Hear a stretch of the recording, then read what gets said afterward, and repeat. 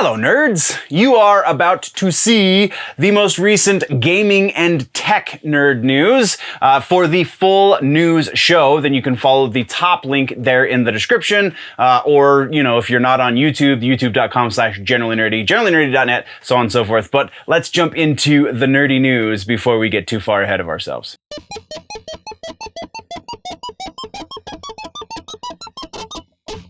Gaming and tech now. Let's jump into, first up, we do have two follow-ups actually, I apologize. First follow-up is it has been officially announced that Resident Evil 8, The Village, is going to have free DLC. Capcom has said in 2022 we will see some free DLC for the game. They haven't said what or exactly when, but they did say it's coming, so be on the lookout. We will cover it as it is announced.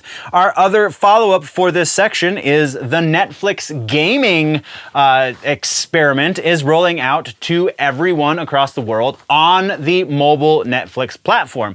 If you have Netflix on your phone and that phone is powered by Android, then you will be getting the option to play Netflix mobile. It's only starting with 5 different games. Those 5 games will be available on iOS devices later in 2022. Again, a specific date has not been given, but they are busy at work trying to get that rolling out for iOS users. That is all we have for follow-ups. We have no trailers to speak of, so we're jumping right into news. So I don't have a single new news piece that deals with gaming and tech today, so it's going to all be tech. Our first tech piece of news has to do with Fender. The guitar manufacturing company is buying out Presonus. So Presonus, for those of you in the audio business, actually streamers, you probably know this name as well because they make some pretty great preamps that connect to computer through USB. So you can connect any XLR microphone to your computer through Presonus. Not my personal preference when it comes to preamps, but again, nothing wrong with Presonus. Fender is going to be buying this company, has already begun the process of purchasing them because they are trying to create a front to back complete user experience when it comes to creating sound with an instrument. So presumably things are not necessarily going to change too much when it comes to what Presonus puts out, but they are going to start to lean a little bit more on the music side of things, it would seem, with this new purchase. So, and from there, we must talk ever so briefly. Well, I would like this to be brief, but Lord knows it won't be. So we have to talk about Meta, formerly Facebook, and we've already made the announcement that the news part is not that they've changed their name from Facebook to Meta. The news piece for this is that they will be scaling back some of the less desirable announcements that they have made leading up to some new VR headsets. What am I talking about? So a number of things have kind of changed with this whole rebranding thing as well, but we'll get to that in a moment. The big thing here is that when they announced the going forward with the Oculus line, which is their line of VR headsets, they did say that it was going to be required that you have a Facebook account. Now that would be referred to as a Meta account. Even though the app is going to remain labeled Facebook, the Meta account is going to be across apps. It's going to be inside of their environment. It will work for all of the apps, presumably. So, they announced that you were going to have to log in to your account in order to use their VR headsets. Well, they have since rolled that back, along with all of the name changes and all of the other things, all of the smoke and mirrors, so that we don't want to look behind the curtain kind of stuff that's going on right now. So that is actually kind of a silver linings for what is going on with Facebook these days, Meta, I should say.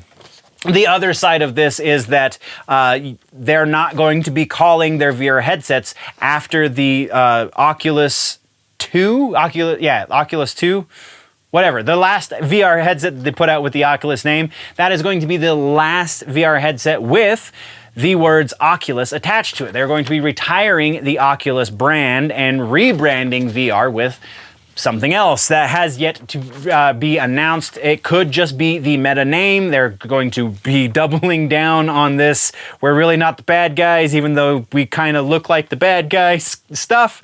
But as things become less muddy, we'll talk about it. Right now, we're just going to move right along. So our next piece has to do with some more gear for those of you that are out there doing the YouTubes and you are looking to up your game. Some new gear has been announced that has actually rolled out, and that new gear is the Panasonic GH5 II, which this is the first time that they're doing a Mark II for any of their main line cameras. So that's pretty interesting, I'm not gonna lie. We announced when this was made known to the press. We covered that then, so this is not exactly something that was unexpected, but we now have all of the specs and we know how it functions. It is still a micro four thirds sensor, so that hasn't changed. By and large, everything else has kind of made a little bit of a step up. The processor is more powerful, which means you can get better autofocus. It's still kind of garbage autofocus, but it's less, it's not burning garbage autofocus now. It's just a dumpster, not a dumpster fire. So autofocus is still the contrast detection. We have better performance as far as frame rates go when you're doing video. You have a bit more of depth on the bit depth. It went from 8 bits to 10 bits when you're doing the high bit rate recording, like a lot of documentary filmmakers like to do. So this it sounds like it is going to be a worthy upgrade if you're still working on a GH4. If you have the original GH5, probably a good upgrade. The GH5S, if that's the camera that you're working on, that's a kind of a iffy proposal, especially considering that the GH5 or the GH6 rather is going to be launching later in 2022 within the next 6 to 8 months, I believe. So that might be something. If you're working a GH5S, you might want to wait a little bit. If you're working anything else and you really like that micro four thirds environment, then absolutely go for the GH5 Mark II. Otherwise, probably wait for the GH6 or the next full-frame Panasonic cameras because those are the same performance, just with a better sensor. So, all of that being said, that is what we have for gaming and tech today, nerds. Once again, that was the gaming and tech. I know, my shirt keeps changing. It's so weird. Pre-recorded is a wonderful thing. Anyway, if you want to see the full episode, top link down in the description if you're watching on YouTube, or you can just check out youtube.com/generallynerdy. There is a bunch of other places you can find me, all of the social medias. Just look for The Nerdy Ninja. He is the logo, and that is the place to go find me, is wherever his face is. My face will be shortly behind. GenerallyNerdy.net is the website. Patreon.com/GenerallyNerdy to get behind the paywall and see all of the things. Thank you very much for joining me, nerds. Before we go, always remember that if it's generally nerdy, it's probably here.